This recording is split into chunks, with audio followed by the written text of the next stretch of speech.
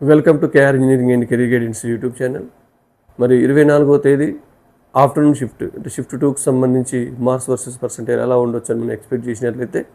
99.9% అవ్వడానికి 230 to 255, 99.7 215 to 230, 99.5 205 to 215, 99 178 to 190, 98.5 175 to 180, 98.5 170 to 175, 98 165 to 170, 97.5 160 to 165, 97 155 to 160, 96.5 150 to 155, 96 145 to 150, 95 140 to 145, 94